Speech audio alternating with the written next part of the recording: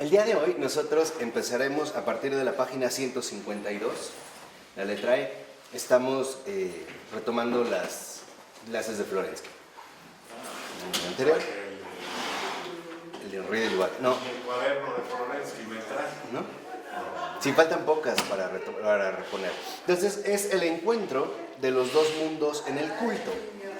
Y lo primero que menciona Florensky es lo siguiente, ¿no? Dice ahí,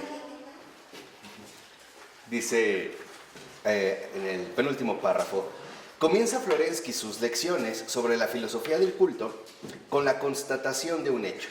El tejido religioso de la cultura se encuentra degenerado, y en los discursos sobre el amor que llenan la conciencia contemporánea falta la auténtica veta religiosa. La palabra amor, cayendo del ámbito del misterio, ha quedado reducida al psicologismo de un mero sentimiento humanitario. Entonces lo que vemos es que cuando Florensky empieza a desarrollar sus lecciones acerca de la filosofía del culto, detecta y al mismo tiempo denuncia dos cuestiones. La primera es la degeneración o esta decaída del ámbito religioso en la cultura. No quiere decir que estamos más bien en una especie de fase básicamente, si no plenamente antirreligiosa, por lo menos sí arreligiosa. O sea, tal parece que la religión tiende a ocupar cada vez más un papel menor en el desarrollo de la cultura. Y dos, menciona que cuando nosotros hablamos del amor, tal parece que esta palabra ha caído en eso meramente, ¿no? En una palabra que no nos transmite un contenido esencial y que incluso hemos reducido a un mero sentimiento humanitario. Y sí, o sea, cuando mucha gente habla, por ejemplo, del amor, o dice que está enamorada o que ama a alguien, lo dice apelando a sus criterios psicológicos, incluso a sus estados anímicos, ¿no? Incluso hasta dice que lo siente, o que se siente enamorada, o que ama a alguien. Pero dice a continuación Florensky: Cristo ha resucitado. Amor, amor, amor y siempre amor. Repetida una infinita multitud de veces por la infinita multitud de aquellos que ni tan siquiera se han acercado al umbral de la religión, esta palabra llena de misterio ha perdido todo su sentido.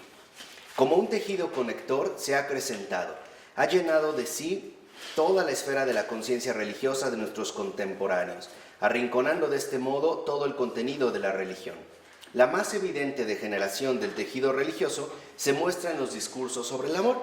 Sí, en los discursos, porque ¿quién osaría pretender pronunciarse sobre la vida del amor? Y me refiero precisamente al amor, y no a aquel altruismo humanitario fundado sobre la carrera, sobre la vanagloria y el orgullo, o sobre la fragilidad de los nervios o la histérica susceptibilidad a la vista de los sufrimientos. Entonces, aquí lo que vemos es que al parecer los contemporáneos, al referirse al amor, no lo hacen literalmente desde su centro vivo. O sea, no lo hacen a través de la experiencia de esta vida religiosa, ¿no? Que sería precisamente lo que nos transmitiría la experiencia viva del amor, sino que se puede hacer más bien fundada sobre la vanagloria, o sea, el hecho de querer mostrarse como alguien muy espléndido, o el orgullo, ¿no? El hecho de también destacar sobre los demás, e incluso sobre la histérica susceptibilidad a la vista de los sufrimientos, ¿no? Hoy mucha gente se siente extremadamente susceptible ante los sufrimientos humanos y dice que se compadece o que más bien se conmueve, que de hecho es uno de los rasgos que hoy en día manipula la afectividad humana, ¿no? Lo vemos a través de estos realities donde sale gente con ciertos padecimientos o sufrimientos y la gente se ve alterada. Pero entonces, lo primero que habría que detectar es que más allá de estas posturas, cuando nosotros estamos hablando del amor, tenemos que remitirlo a su auténtica fuente, a la religión, y por lo tanto a la vida que en efecto esta religión nos va a transmitir. Dice a continuación, al iniciar el otro párrafo en la 153, la separación de la religión y de la vida llevan a que tanto la una como la otra se encuentren en un estado de degeneración. Entonces aquí aparece otro rasgo sustancial.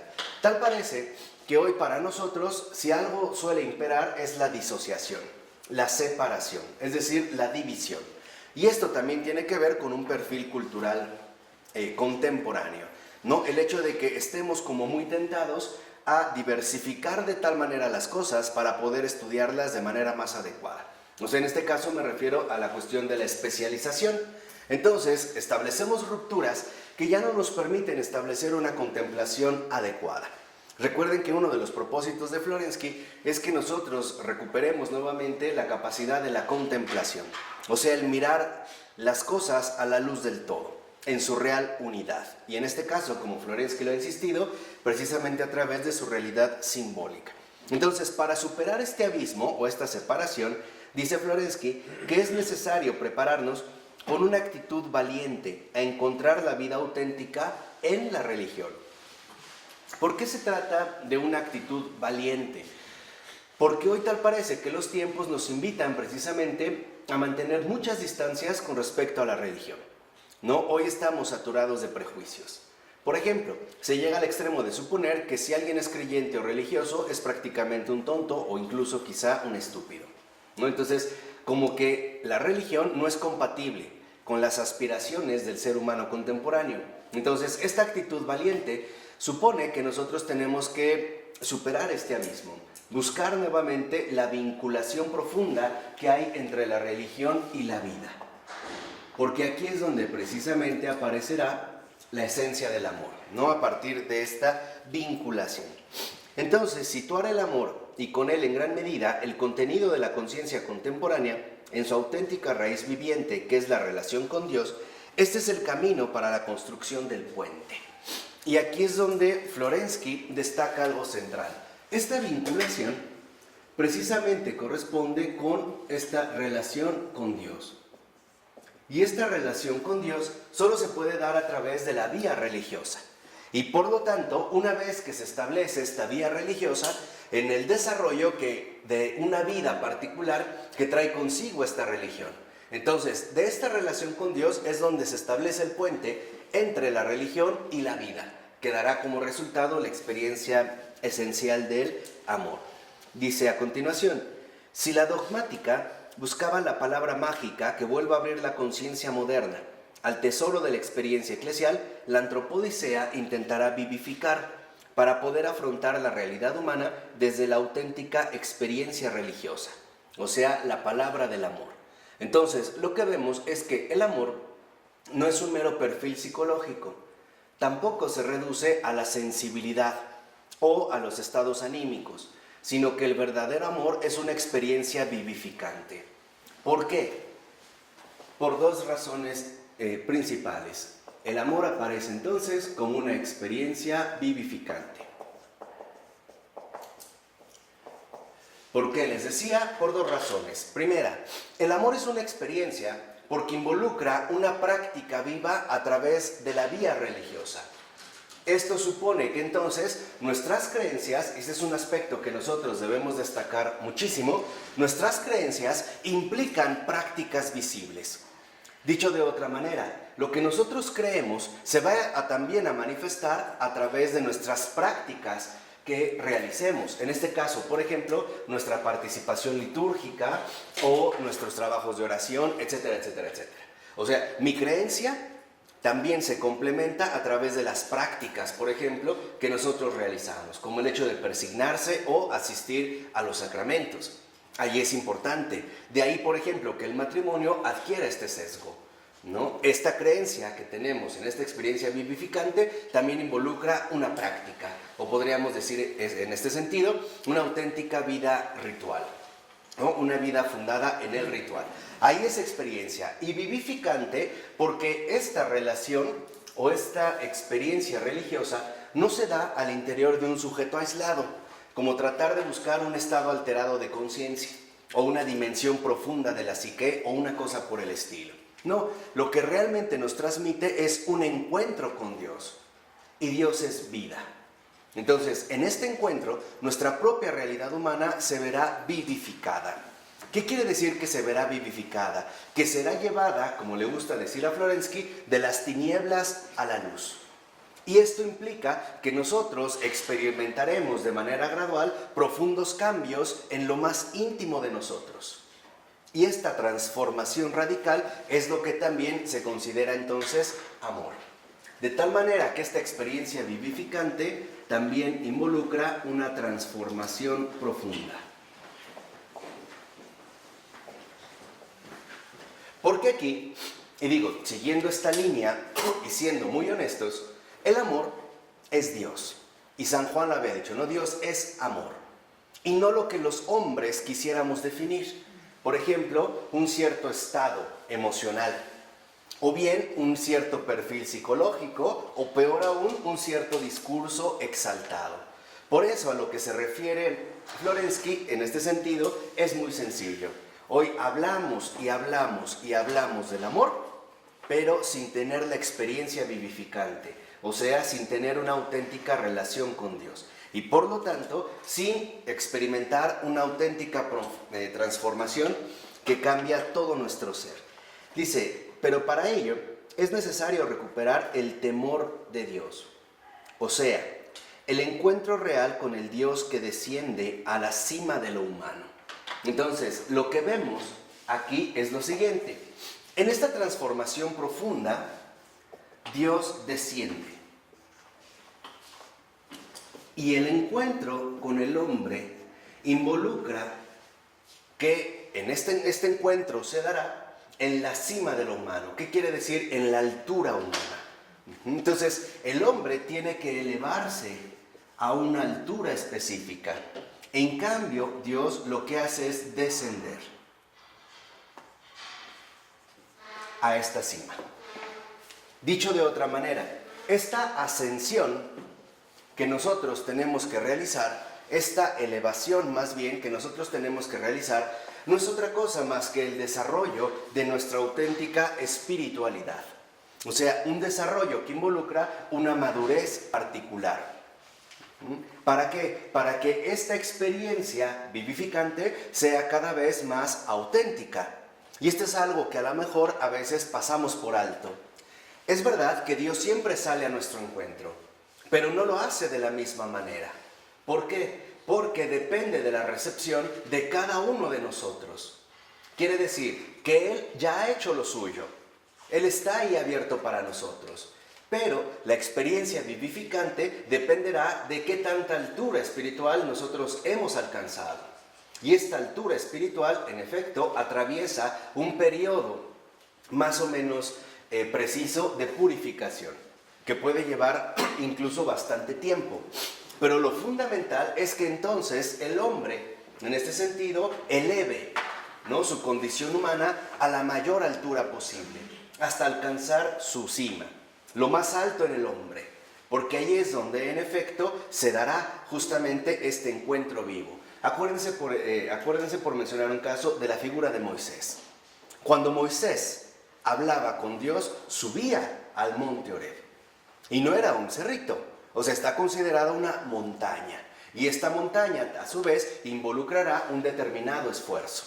Ahora, vale aquí la pena hacer un pequeño paréntesis para abrir los caminos hacia esta experiencia. ¿Cómo se logra ascender a la cima de nuestra realidad humana? A través de la renuncia. ¿A qué voy a renunciar? A mis propias limitaciones.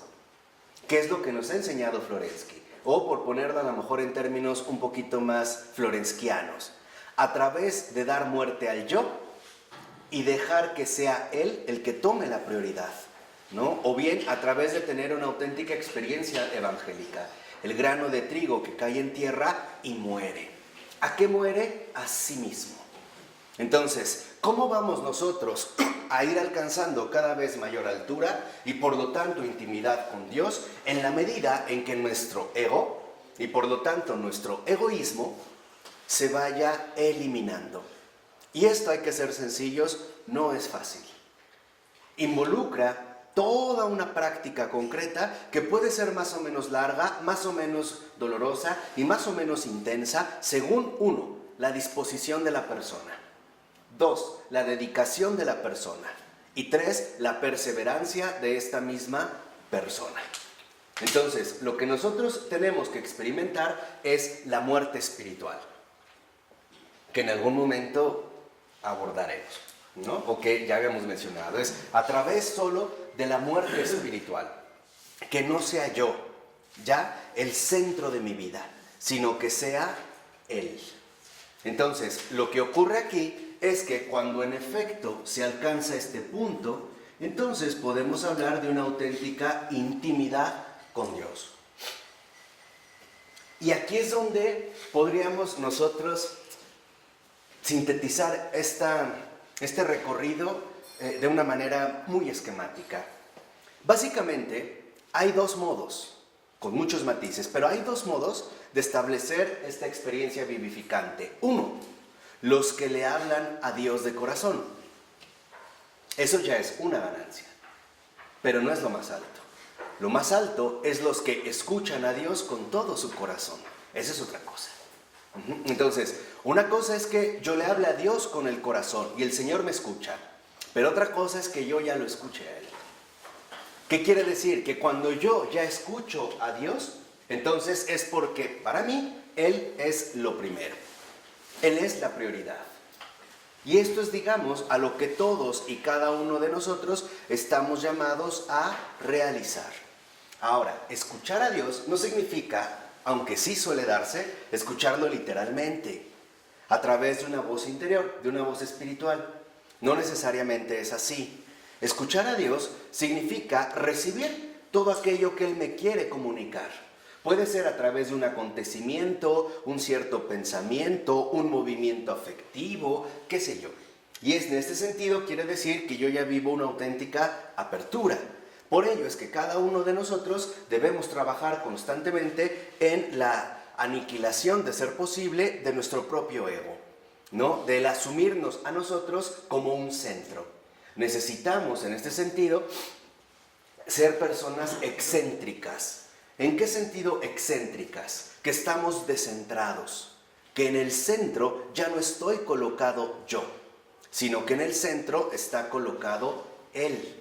De ahí pues que, por ejemplo, los grandes contemplativos hablen de la oración en silencio. Para nosotros resultaría algo extraño porque pensaríamos que ahí no hay absolutamente ¿qué? Nada.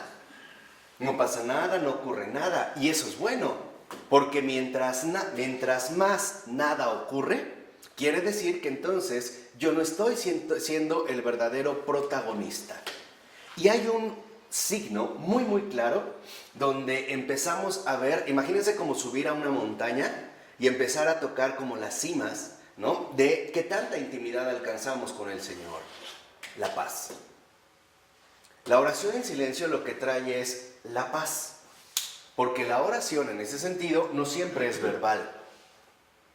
Muchas veces la oración es una disposición de entrega, es estar ahí para el Señor, nada más, sin esperar algo más, ¿no? O sentirme bien o mal, o recibir respuestas, o tener claridad, nada. Es simple y sencillamente estar ahí para Él.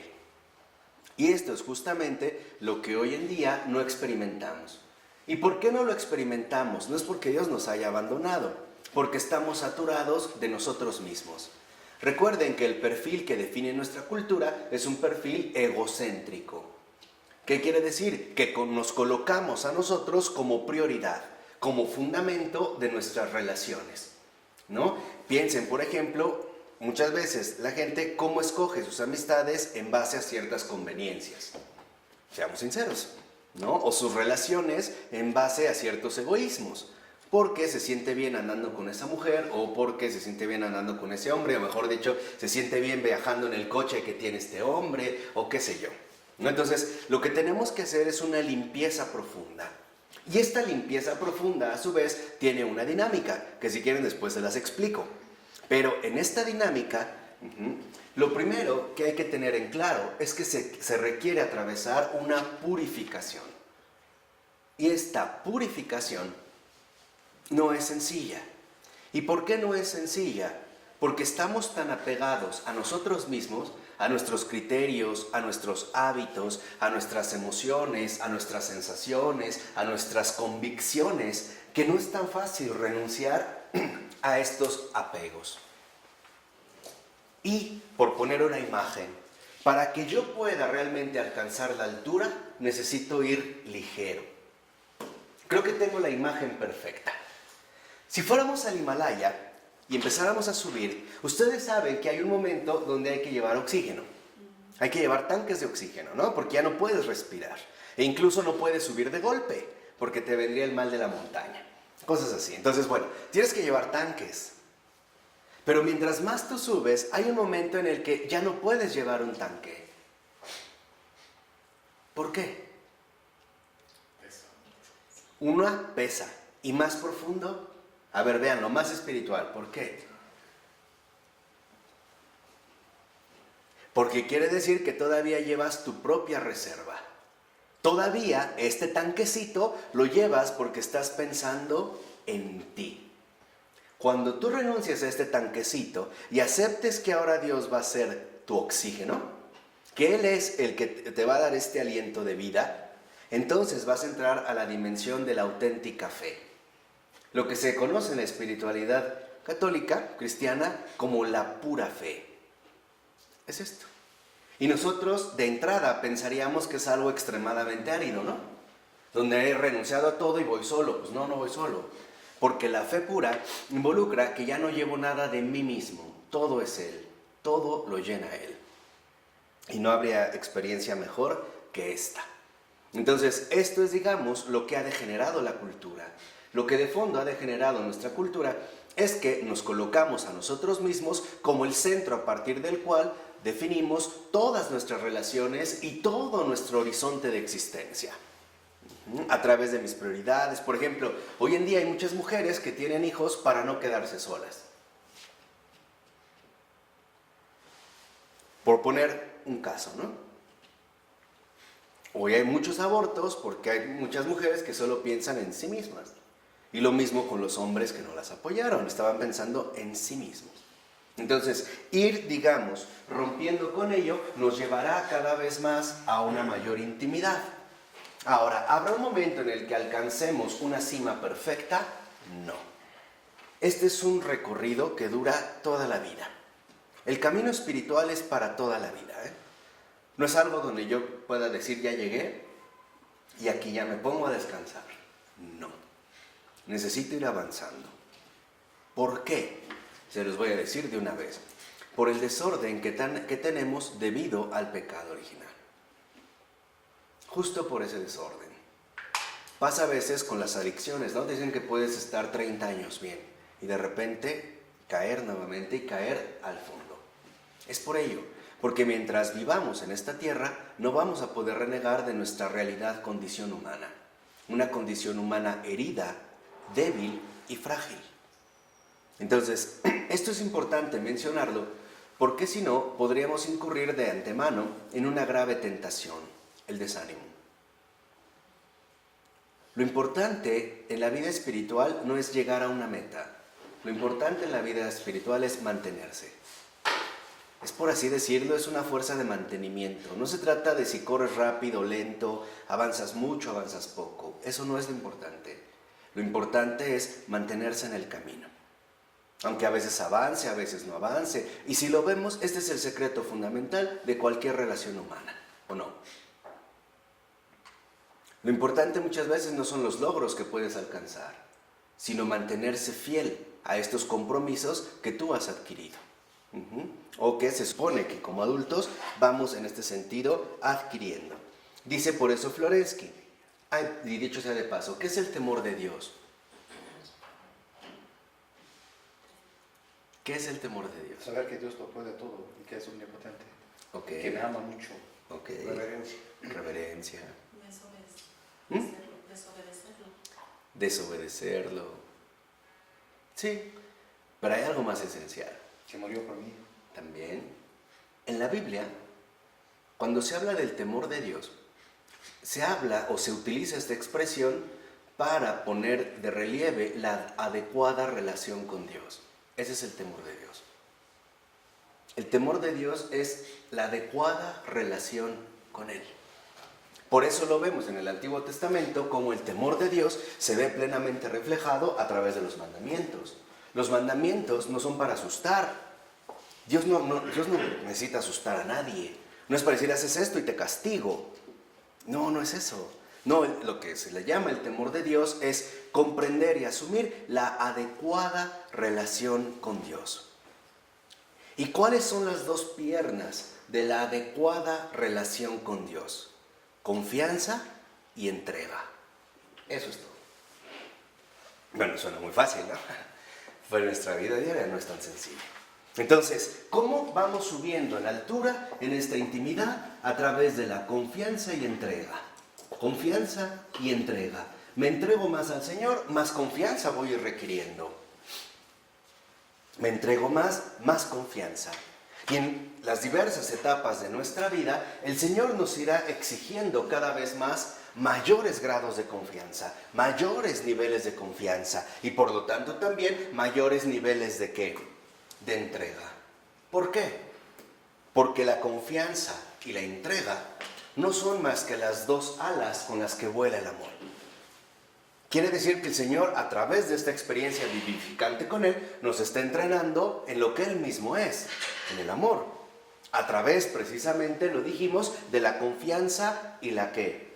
Y la entrega, ¿no? Esta sería, digamos, como la dinámica... Es más bien para purificar la fe y purificar el amor. Claro, o sea, para crecer, ¿no? Crecer en la fe y en la esperanza.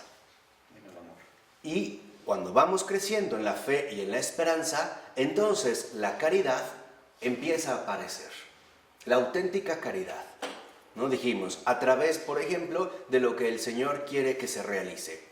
Y esto es algo que es fundamental de mencionar. La caridad no es hacer buenas obras, ¿eh? Eso las hace cualquiera. La caridad es manifestar en el mundo el amor de Dios. Esa es la caridad. Y puede ser a través de medios materiales, a través de medios emocionales, a través de medios espirituales y sobre todo a través de medios actitudinales. En muchas ocasiones el Señor manifiesta la caridad a través de actitudes. ¿Qué actitud asumimos ante los demás, con los demás, en general? ¿Cuál es mi actitud? Por ejemplo, ¿cuál es mi actitud ante una persona que no soporto o que me molesta? ¿Cuál es mi actitud? De evasión, de crítica, indiferencia o de hipocresía, ¿no? Hay quienes la asumen de esa manera. Ay, hola, ¿cómo estás? Pero te volteas y te destrozo con la lengua. ¿Cuál es mi actitud? Mi actitud real. ¿Cuál es mi actitud ante las necesidades de los demás? ¿Cuáles son mis prioridades? ¿Cuál es mi verdadera prioridad? ¿La salvación del mundo entero o la obtención de mis propósitos? Ahí se mide la caridad, o sea, ahí se irá viendo. ¿Por qué? Porque cuando uno realmente empieza a participar de la caridad, adquiere una prioridad. Que todos los hombres se salven. Eso es lo principal, ¿eh? ¿Cómo no? A través de mi vida, ofreciendo mi vida, poniéndome al servicio de la salvación de los demás. Ese es tener la caridad. Y este afán, porque es un afán, es un deseo, se verá reflejado a través de muchas maneras. Por ejemplo, a través de nuestra vida cotidiana, ahí donde el Señor me ha colocado. Ahí. No necesito irme a un monasterio en particular para ir a la caridad. Ahí donde Él me puso. Ahí es donde la caridad debe de llegar. Ahí. No incurrir en lo que decía San Francisco de Sales, la distracción del corazón. Es que si me fuera a la India, haría cosas más grandes. Esa es una tentación. Y cuidado, porque es la peor de todas, ¿eh? La peor de las tentaciones espirituales es cuando el mal espíritu nos sugiere que podríamos hacer algo mejor de lo que estamos haciendo. Por ejemplo, es que si yo como laico me hiciera sacerdote, podría confesar muchas almas, ¿no? Y pasármela y absolviendo. No. Porque lo único que se logra a través de esa tentación es despertar el orgullo y por lo tanto el ego. Suponer que donde estoy es muy poco y por lo tanto sutilmente esto nos lleva a despreciar la voluntad divina. ¿Ya vieron la secuencia? No, ahí donde estoy. Nada de que si hiciera esto entonces haría más. No, ahí donde estoy. Ahí donde estoy es donde yo debo de entender cuál es el compromiso que el Señor ha adquirido conmigo. ¿Por qué? Porque de por medio está mi salvación, es decir, mi santidad. Y por lo tanto la salvación de todos, de todos. Entonces, esto es fundamental en este paréntesis porque de otra manera ya no comprendemos lo que realmente es el amor. Lo hemos mediocrizado, lo hemos limitado, hemos pisoteado, a tal grado que hoy en día lo limitamos, por ejemplo, a mi propio estado afectivo, llegando a situaciones ridículas como las siguientes: me siento bien, te amo; me siento mal, te odio; estoy enojada, no me hables; estoy de buenas, háblame a fuerza. Y puras locuras. No va por ahí el camino. Lo fundamental es que nosotros, en efecto, logremos recuperar la cultura a través de la verdad. Por eso estas clases, ¿no? Ya las hemos visto. Recuperar la cultura a través de la verdad. O sea, a través del encuentro con Cristo, porque Él es el Salvador. Entonces, esto es esencial, porque si no, nosotros simple y sencillamente no avanzamos. Es curioso que nosotros sabemos que Dios es amor y que Dios es bueno, pero realmente no lo hemos experimentado y no lo creemos. Tenemos nuestras dudas. Hasta me pregunto, a ver, ¿por qué si Dios es tan bueno, por qué permitió esta enfermedad? ¿Por qué se llevó a fulano? ¿Por qué me quitó esto? O al revés, ¿por qué me mandó esto y no aquello, no? No. Quiere decir eso que todavía no hemos crecido lo suficiente. Seguimos viendo las cosas bajo una visión muy reducida, la de nuestra propia mirada. Entonces, lo que necesitamos en ese sentido es crecer, romper precisamente nuestras propias limitantes. Y déjenme ponerles una imagen más para avanzar a lo que sigue. Es como las mariposas. Ustedes han visto que cuando una oruga se mete en la crisálida y pasa el tiempo y finalmente sale, lo primero que hace es como empezar a revolotear. ¿Han visto? Revolotea para salir de la crisálida. Bueno, lo hace porque es la única manera en que la sangre puede llegar a todo su organismo y a sus alas, que justamente las va a necesitar para poder, ¿qué? Volar. Si nosotros llegáramos y abriéramos la crisálida con una navaja o unas tijeras, ¿qué le pasaría a la mariposa? Se muere, no volaría. Caería y ahí mismo, ¿qué? Muere. Ok. ¿Qué sucede cuando tenemos dificultades?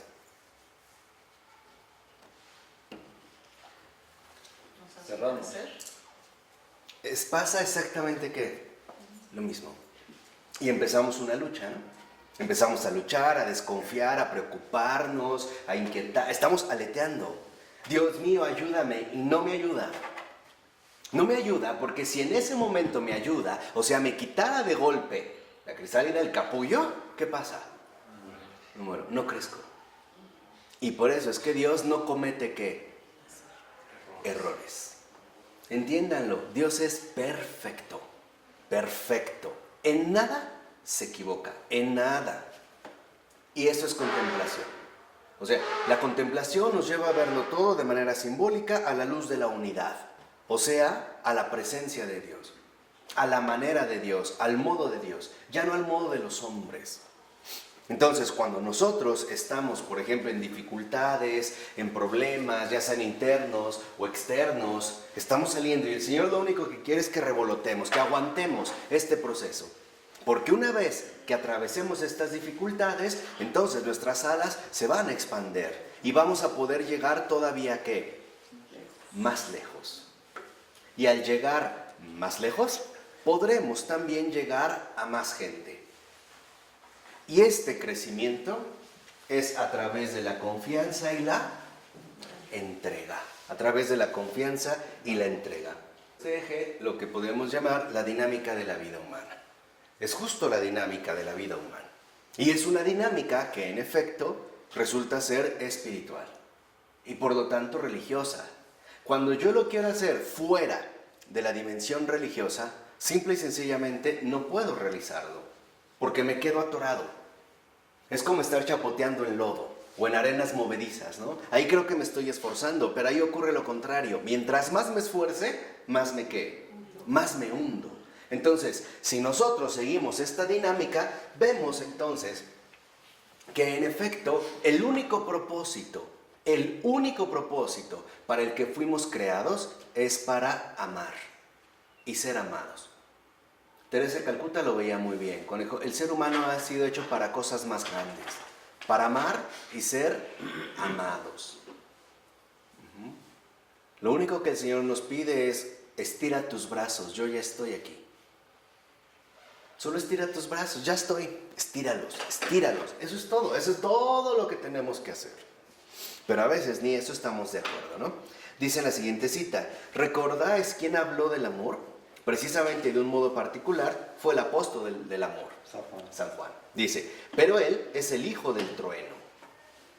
Efectivamente, solo quien ha encerrado en sí las divinidades celestes de la tempestad tiene derecho a pronunciar la palabra del amor.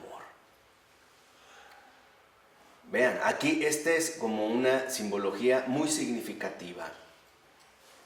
El que realmente tiene derecho a hablar del amor es el que ha experimentado también las tempestades de esta adquisición, porque no es un recorrido plenamente sereno. Por eso también Teresa de Calcuta insistía, amar duele. Renunciar a sí mismo es lo que más duele. Simple y sencillamente, ¿cuántas veces quieres hablar de más y renunciar a hacerlo te cuesta?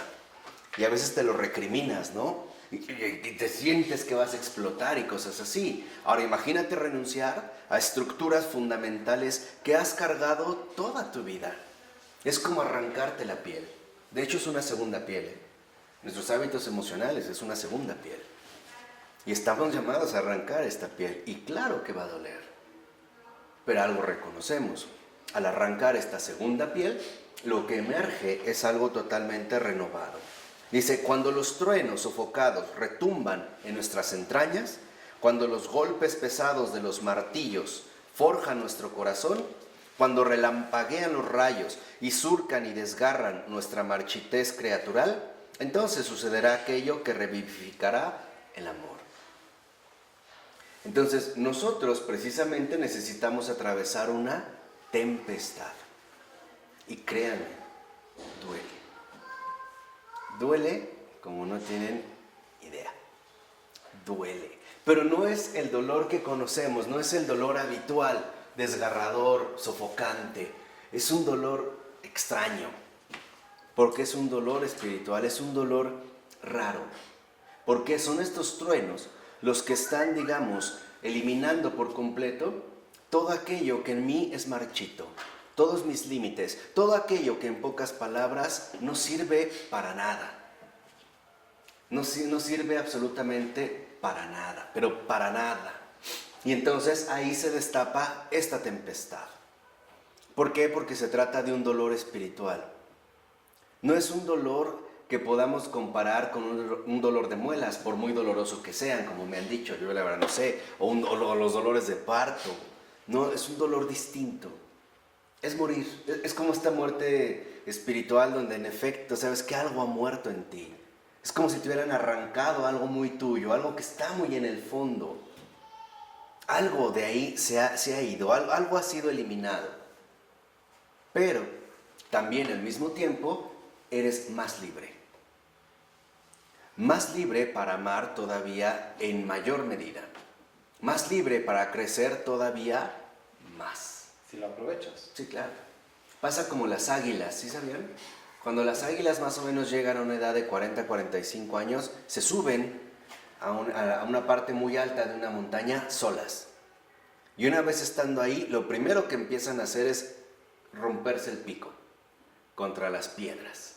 Se arrancan las uñas, cambian las plumas, se quedan sin pico, sin uñas. Yo creo que no ha de ser como muy divertido, ¿verdad? Ha de doler. Imagínense romperse ese pico al que estaban tan apegados tantos años, con el que habían funcionado tan bien durante tanto tiempo. Las uñas con las que agarraban sus presas, que dominaban bastante bien. Y romper estas uñas también existía la posibilidad de quedar totalmente indefensas o no. Sí, ustedes creo que saben muy bien que las águilas, su arma fundamental son las garras. Con eso matan a su presa, no con el pico. Con el pico solo lo desgarran, pero cuando llegan y clavan, con esto rompen. Entonces, romperse las uñas involucraría no cazar, no comer, no nada. El pico tampoco, no pueden desgarrar. Y van cambiando de plumaje. Pero una vez que vuelve a brotar este pico y las uñas, vuelven a bajar y duran otros 40 o 50 años. De no hacerlo, mueren. Y es algo lo que también nosotros debemos de experimentar, una verdadera renovación, que no es otra cosa más que, en una medida terrenal, la resurrección de Cristo, la resurrección de los muertos. Porque lo que el Señor primero aniquila son los cadáveres que llevamos dentro, osamentas muertas, que no sirven para nada más que para hacer ruido, como huesos secos que truenan entre sí. Y Él lo único que quiere es darnos carne viva, ¿no? El Señor lo decía muy bonito: vengan a mí y les quitaré el corazón de piedra, ¿no? Y les daré un corazón ¿de qué? Carne. De carne. Apachurrar una uva es fácil. Quebrar una nuez no es tan fácil. Quebrar una piedra es menos fácil. En la medida en que ustedes posean dureza interior, será la medida en la que la tempestad será más fuerte y los martillazos más duros. Y tarde o temprano lo tendremos que hacer. Hay personas que lo tienen que hacer en el último instante de su vida, porque la mayor renuncia que tienen que realizar es dejar todo lo que han experimentado, todo lo que vivieron. En ese momento tienen que dejarlo absolutamente ¿qué? Todo, bueno, hasta su cuerpo. Y cuando no estamos preparados para ello, la agonía es fatal, ¿eh? Y la angustia es mayor. Dice: el auténtico sentido del amor solo podrá ser revivificado por la experiencia religiosa genuina, la que conduce a la invocación tú eres verdaderamente. Y en efecto, en esta intimidad, en esta confianza y entrega, lo que vemos que surge como resultado es tú eres, no yo. Esta es, digamos, la base fundamental de este crecimiento. Tú eres, no yo. Tú eres. Lo primero, lo último. Tal y como el Señor nos dijo en Apocalipsis, ¿no? Yo soy el alfa y la omega. Tú eres, no yo. Tú eres el que realmente me quiere bien. Porque yo lo único que sé es autodestruirme o autolastimarme. Y esto después también se verá reflejado en nuestra apreciación del prójimo. Tú eres lo primero, no yo. Tú eres lo que realmente importa. Porque hay un sentido general para cualquier vida humana. El haber nacido en la tierra significa que fuimos enviados para ayudar y servir a los demás, conduciéndolos al encuentro con la verdad. Ese es el propósito, de 1001 maneras. Pero en general ese es el propósito central. Entonces, lo que vemos en este sentido es que se busca que este jardín marchitado del hombre contemporáneo se renueve en un jardín lleno de flores. ¿Qué quiere decir? En una vida cristiana llena de auténticos frutos. Y el mayor fruto que puede darse en este sentido, a través de esta experiencia vivificante, es el cambio de corazón. Y por lo tanto, la experiencia de la auténtica libertad que Dios quiere que vivamos. Porque la tenemos, no nos la quitó del todo, ¿eh? Por eso es que la podemos recuperar. Y también, en este sentido, que siempre estemos llenos de la victoria de Cristo. ¿Y qué sería en este sentido la victoria de Cristo? La alegría. Por eso es que el Papa Francisco ha insistido tanto desde que inició en estar alegres. Estén alegres. Alegría, alegría. ¿Por qué la alegría? Porque esto es justamente el resultado fundamental de la victoria de Cristo ya en la tierra. La alegría de experimentar en carne propia la liberación que el Señor nos ha traído. No solo de teoría. No solo de teoría. Porque hay gente que puede decir, claro, Cristo nos ha salvado, Cristo resucitó, pero viven profundamente amargados, o llenos de resentimientos muy antiguos, o de heridas emocionalmente muy profundas, o simple y sencillamente sin esperanza, sin ilusiones, sin sonrisas. Y entonces la pregunta fundamental que ahí surge es, ¿de qué entonces me sirve la resurrección del Señor? si en esta resurrección mi vida no se ha visto plenamente transfigurada, si no se ha visto verdaderamente beneficiada con lo que el Señor ha traído ya. Y ha traído especialmente para cada uno de nosotros. Entonces, alcanzar este tú eres y no yo, esta relación con Dios, nos lleva al temor del Señor. Temor del Señor, no temor al Señor. A Dios no se le teme, a Dios se le ama. Y no es a la fuerza, es porque Él es amor. Y dice unos 4 renglones abajo, el principio de la sabiduría es el temor del Señor. Es el principio de la sabiduría. ¿Quién es sabio? El que teme al Señor. ¿Quién realmente ha alcanzado sabiduría? El que se ha comprometido a fondo en llevar una experiencia vivificante, es decir, religiosa, con su Señor y Creador. El que realmente da un paso adelante para vivir en intimidad la presencia de Dios. Dice, sin embargo, son pocos los que se han puesto a reflexionar sobre la verdad ineludible de estas palabras, tan cercanas al juicio de los filósofos, que ven en el estupor un principio de la filosofía. Para acceder al conocimiento es necesario el encuentro con el objeto del conocimiento.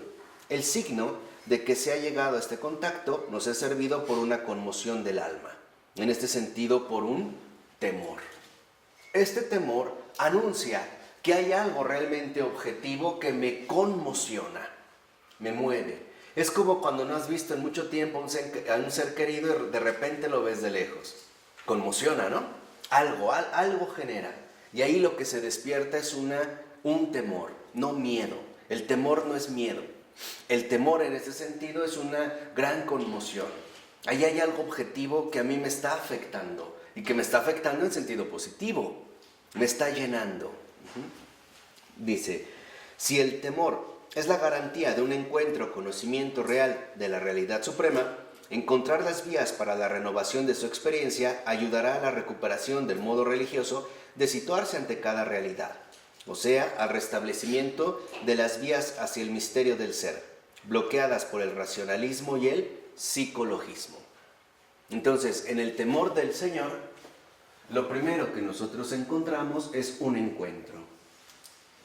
Se genera un estupor, un temor, algo que incluso me pone a temblar. Piensen, por ejemplo, cuando, no sé, a lo mejor un joven muy apegado a un cierto artista lo tiene cerca, hay quienes ni pueden hablar, ¿no? Y tiemblan. O al revés, a lo mejor a un muchacho le gusta mucho otra muchacha y le habla y no puede ni hablar. No pueden, no le salen las palabras, se bloquea, le tiemblan las piernas, se le voltea el estómago, cosas raras en estas expresiones. Ahí sentimos un estupor, ¿no? Viene un temor. Y entonces, dentro de este temor, precisamente lo que nosotros vemos es que no depende, digamos, de mi propia postura subjetiva, sino de reconocer la realidad objetiva que me supera y con la cual, en efecto, estoy llamado a entrar en contacto. Reconocer, dicho brevemente, que Dios es real, que el Señor sí realmente existe, independientemente de que yo crea en Él o no crea en Él, piense en Él o no piense en Él, lo ame o no lo ame. Él es, digamos, totalmente objetivo a mí en este sentido. Entonces, lo que vemos es que lo que el Señor nos va a transmitir como el auténtico conocimiento del Señor en este encuentro, lo que trae consigo el encuentro, el temor del Señor, es santidad. Y este es el modo adecuado de relacionarse con Dios. Solo a través de la santidad nosotros encontramos o alcanzamos el verdadero modo de relacionarnos con Él. Y eso es lo que el Señor precisamente va a ir generando en nuestras vidas.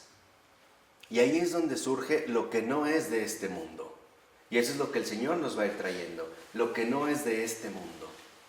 ¿Cuántas veces, por ejemplo, muchísimas personas acuden a ciertas terapias psiquiátricas para alcanzar un bienestar en sus vidas o para sanar algo particular?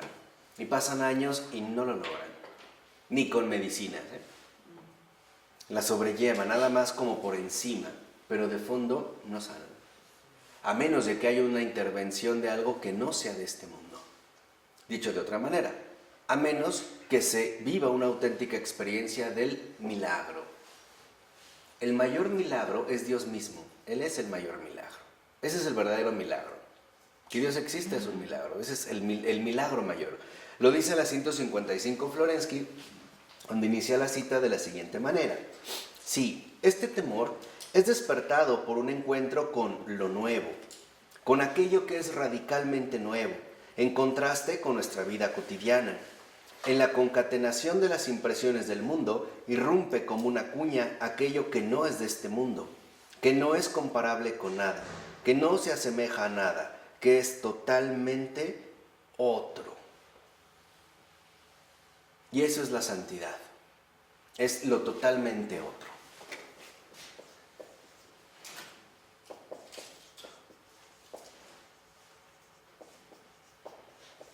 Un filósofo como Emmanuel Levinas quería asumir dentro de la propia perspectiva humana lo totalmente otro.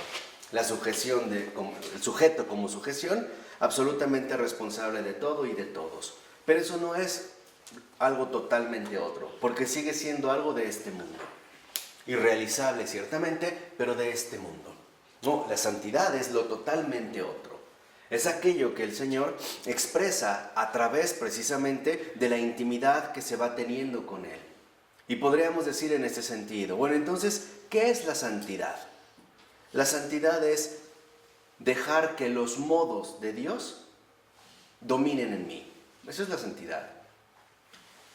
En este, digamos, perfil, vemos que la santidad es dejar que los modos de Dios dominen en mí. Por ejemplo, los modos de pensar, los modos de sentir, modos de vivir, modos de hablar, modos de callar, modos de reaccionar, los modos de comer, los modos de no comer, los modos de relacionarse con los demás, los modos de ser hijo,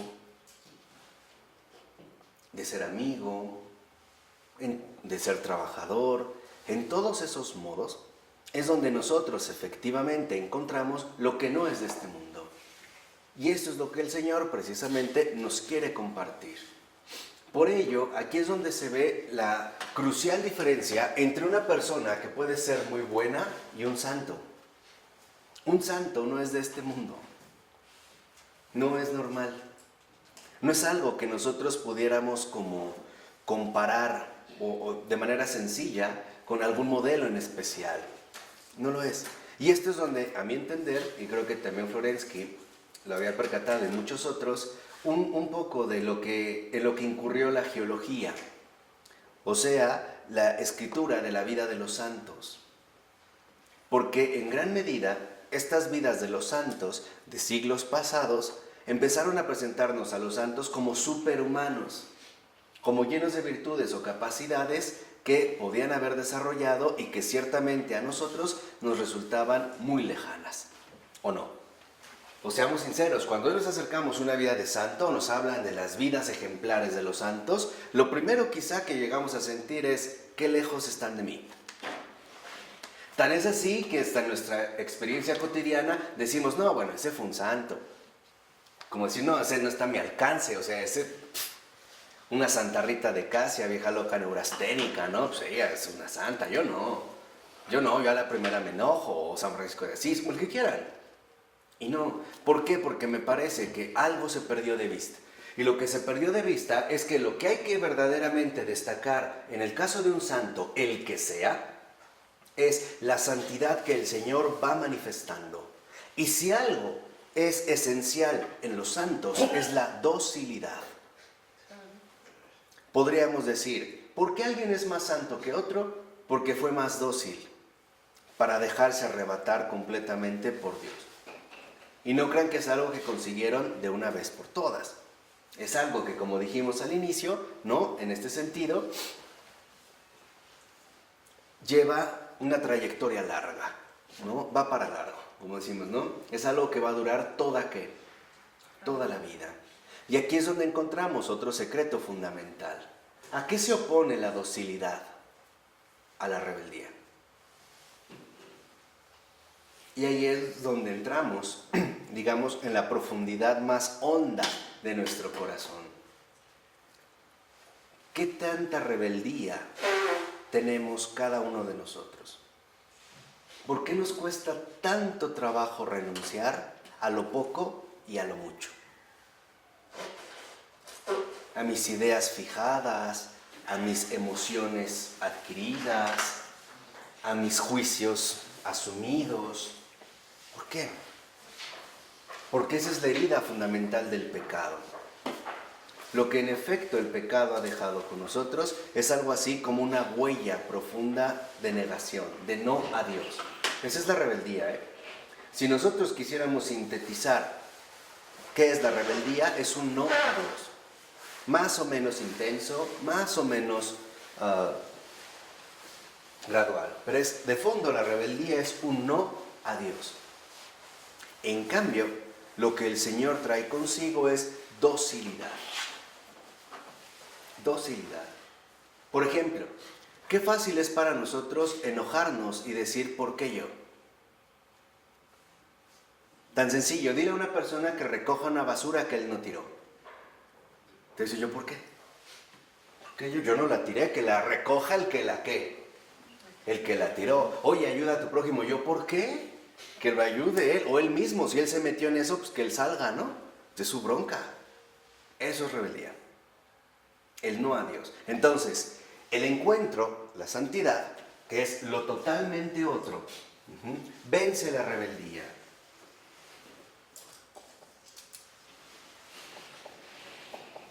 Y por lo tanto, hace emerger la docilidad. Y eso es algo extraordinario. ¿Por qué? Porque esta docilidad es justo lo que permite al Señor hacer grandes cosas. Y no solo me refiero a grandes cosas en tamaño, sino a grandes cosas en ese mismo corazón. En ese proceso que nosotros vamos atravesando en esta intimidad, donde cada vez queda más fijo, tú eres, no yo.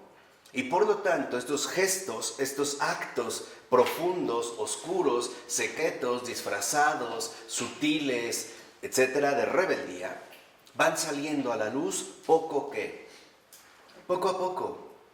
Porque al menos a estas alturas de la vida, algo me queda claro. ¿Saben qué es lo más triste de estos tiempos? Que nuestra rebeldía consiste en no querer ser felices.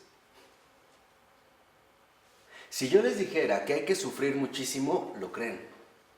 Pero si yo te digo ahorita que lo que Dios quiere es que tú te alegres muchísimo, no me creen.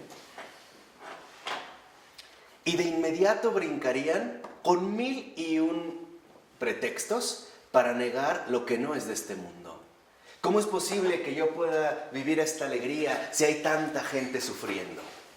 Si en mi familia alguien está padeciendo, si fulano de tal le va tan mal, o si veo que alguien sufre, ¿o no? Y esa es una sutileza que de verdad es una táctica, de verdad es una táctica que no viene de Dios y que nos está arrebatando de manera a veces ya hasta descarada la victoria de Cristo. Y eso es algo que precisamente no podemos nosotros permitir, ya no. No podemos permitir que a Cristo le sea arrebatado lo suyo. Corazones rescatados, ¿no? Estas experiencias profundas justamente de resurrección. Entonces, es primordial que nosotros entendamos que la docilidad involucra cada vez más el darle la prioridad a Dios. Podríamos decir nosotros, el santo es aquel que ha dejado que Dios haga lo que quiera, aunque a él no le guste. Aunque él precisamente no lo comprenda. ¿Cómo está eso de que Abraham, que ni lo vio ni nada, ¿no? Le dice, a ver, sal de tu tierra, deja a tus parientes, deja todo y ve al lugar al que yo te indico. No le dio una dirección, no le dio un GPS. No, le dijo, deja todo. ¿Y qué hizo Abraham? Lo dejó. ¿A dónde iba? ¿Quién sabe? Piensen, por ejemplo, en María, ¿no? El ángel en el anuncio, que es maravilloso, le dice cosas bien extrañas. Si lo vemos es bien extraño lo que le dice. Y dijo, por eso será el Hijo del Altísimo. topar con Jesús. Y ella nada más le pregunta algo como muy, muy serio, ¿no? Pero ¿cómo si no conozco varón? Y le responde el ángel todavía más raro. Espíritu Santo. El poder del Espíritu Santo te cubrirá con su sombra. Y... ¿qué era? ¿Quién sabe? Pero ahí María está llena de confianza y llena ¿qué? De entrega. Y lo vemos en su respuesta extraordinaria, ¿no? Hágase en mí según tu palabra. No dice, bueno, que se haga según yo entendí. ¿No? Hágase en mí según tu palabra. Es tanto como decir, creo. Y lo mismo en gran medida es lo que se nos va a solicitar a nosotros. ¿Por qué? Porque esta es la auténtica vida de fe. Nosotros siempre estamos como apegados a pruebas que nos puedan resultar más o menos accesibles. En pocas palabras, siempre nos encanta ir agarrados de algo, ya sea exteriormente o interiormente. Pero cuando te tienes que soltar de todo, es porque el Señor te está diciendo, de lo único que tienes que agarrarte es de mí. Otra vez lo que yo les había dicho, ¿no? Tienes precisamente que estirar los brazos. Dice Florensky en la 156, en esta cita que es muy buena. Dice, aquí lo nuevo desgarra el velo de lo habitual, dándole un aspecto misteriosamente extraordinario. Entonces, fíjense algo llamativo. La docilidad, a su vez, vence lo habitual. Por ejemplo, antes, para una persona puede ser que le era habitual enojarse por todo y por nada. Porque hay gente así, ¿no? Si va a un restaurante y está lleno, se enoja. Si no hay gente, se enoja. Si le llevan la comida muy rápido, se enoja. Si le tardan mucho, se enoja. Por todo y por nada. Pero cuando entra realmente a esta experiencia vivificante, a esta intimidad con Dios, se vencen estos esquemas adoptados y empieza a experimentar algo extraordinario. Su antiguo yo ya no tiene este poder, ya no lo domina.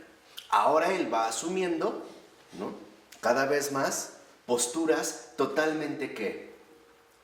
Diferentes, totalmente distintas.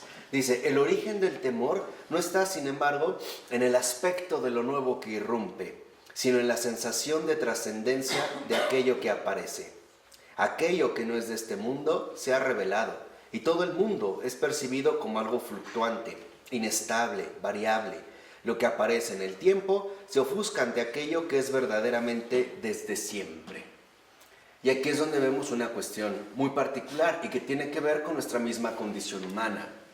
Nosotros estamos ya como habituados a lo pasajero, a lo cambiante. Incluso muchos ya estamos convencidos de que todo cambia, ¿no? De que todo pasa, todo fluye.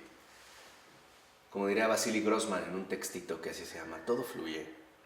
Pero cuando aparece lo eterno, lo que vemos es que lo de Él sí permanece. ¿Y permanece qué? Para siempre. ¿Qué dijo de sus palabras? El mundo pasará, pero mis palabras no pasarán. Lo mismo es lo que nos dice el Señor en este encuentro. Tu vida pasará, pero lo que yo haga en tu vida permanecerá. Y permanecerá hasta el fin que de los tiempos. ¿Por qué creen que los santos siguen haciendo milagros? ¿Ahora entienden por qué? ¿Ahora entienden? No fue porque alcanzaron las cimas extraordinarias de su plenitud, o porque oraron 1.300.000 Aves Marías en un segundo. Lo imposible, ¿no? Lo hicieron porque la semilla que fue depositada es de Dios, es de Cristo. Y por eso lo que el Señor hace en sus vidas no pasará. Por eso vemos como, por poner un ejemplo muy llamativo, por eso San Charbel suda, ¿no? A mí me llama la atención que escurre aceite. Yo digo que ese es el sudor de San Charbel, porque trabaja mucho. Suda, pero suda aceite, y aceite milagroso, ¿no? Curativo. Pero esto es fruto del Señor. Por eso, tu vida pasará, pero lo que yo he hecho en tu vida no pasará, permanecerá. Y permanecerá para gloria del Padre y bien de tus hermanos. O sea, para el bien de ¿qué? De todos. Entonces, vence lo habitual y ahora resulta que accedemos a una permanencia. De hecho, es una permanencia divina. Ahí es cuando entendemos la intercesión de los santos. Cuando una Santa Teresita decía, cuando yo muera, ahora voy a hacer más por Jesús y voy a derramar una lluvia de rosas. Debemos entenderlo bien, porque lo que está diciendo esta santita, como le decían, es algo muy sencillo. Lo que está diciendo es, en cuanto yo muera, ya no habrá límites para Jesús en mi persona. Ahora sí, Jesús va a poder hacer todo lo que quiera. Porque ya no tiene límites físicos, corporales, temporales. Ahora sí, Jesús se va a dar vuelo. Venga la lluvia de rosas.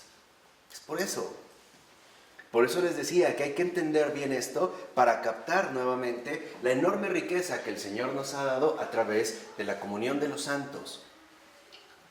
Y lo que el Señor quiere es que nuestra vida pase, nuestra vida inservible, estéril, infructuosa, mal dirigida, echada a perder si quieres, y que venga la vida nueva. He aquí que vengo y hago todas las cosas nuevas, y todo lo que Él hace permanece, y permanece para el bien de muchos. Cuando viene de corazón, a lo mejor digo, yo soy más cercano a los libros, pero desde que agarras un texto y de repente te llega una frase que necesitabas. Ahí está la obra del Señor. Esta persona se abrió al Señor y esa obra permanece y sigue dando ¿qué? Frutos y frutos. Esta permanencia divina es lo fructífero, como el atleta San Charbel, que suda y suda y suda, porque trabaja mucho. Y trabaja mucho porque Jesús ahora sí lo usa al máximo. Ahora sí, literalmente lo exprime, como trapo mojado. Lo exprime y se vuelve a empapar. Y otra vez lo exprime, y lo exprime, y lo exprime, y lo exprime. Y esto solo es posible porque Cristo triunfó. Podríamos decir de una manera bella, ¿qué es la santidad? El triunfo de Cristo en mi vida. Esa es la santidad.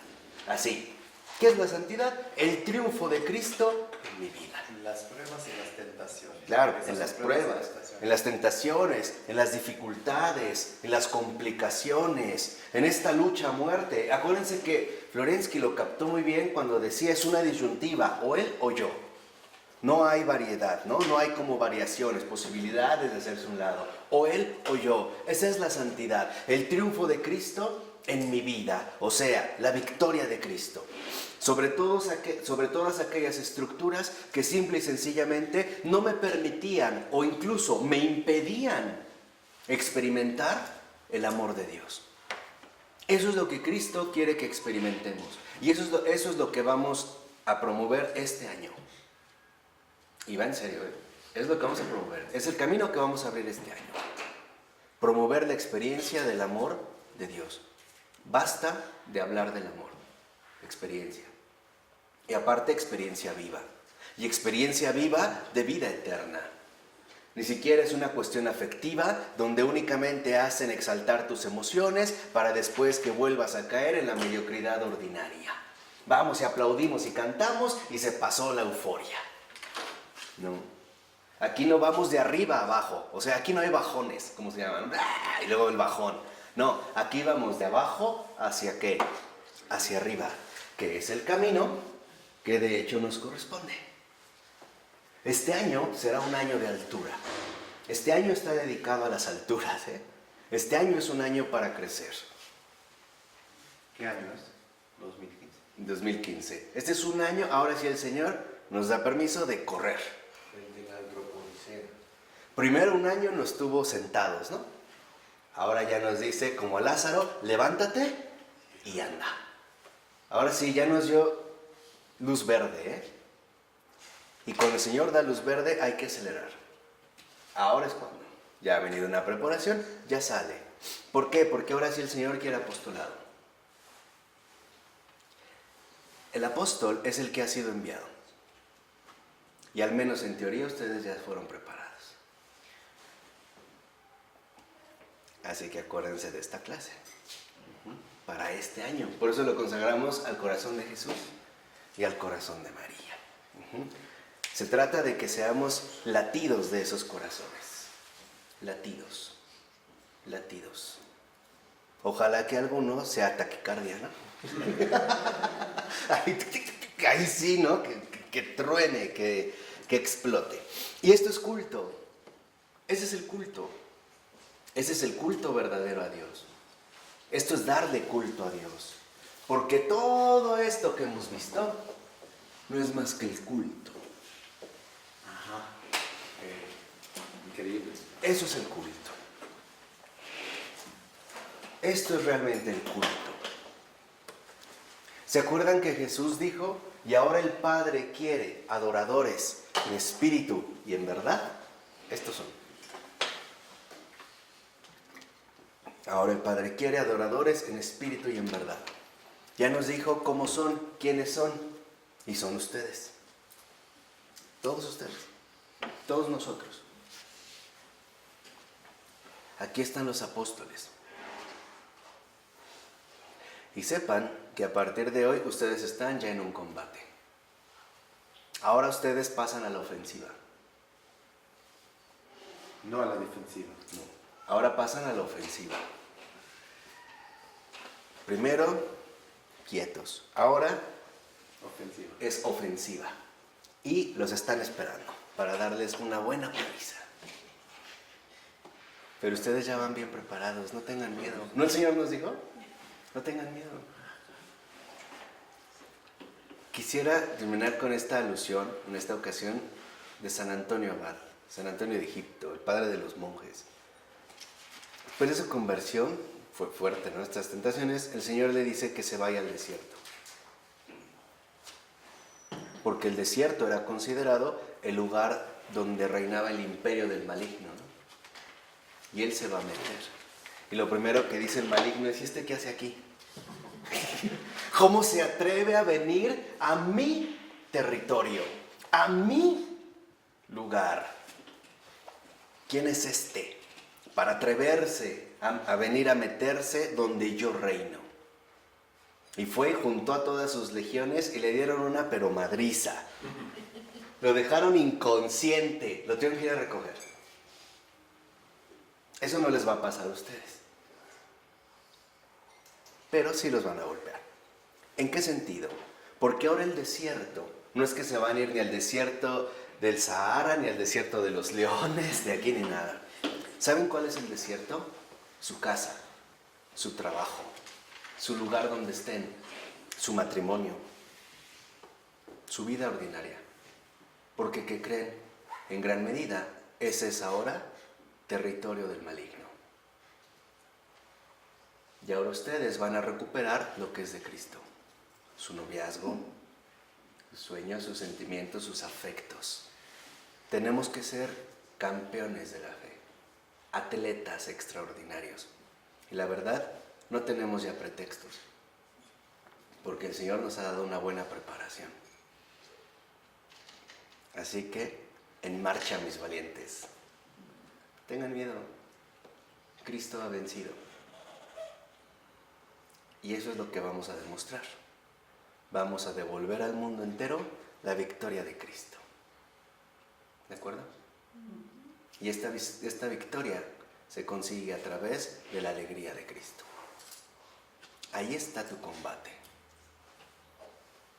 Y algo es cierto, ¿eh? Si ustedes sintieron miedo, el infierno sintió pavor. Porque donde llega Cristo, todo es derrotado. Así que sursum corda. En nombre del Padre, del Hijo y del Espíritu Santo. Amén. Gracias.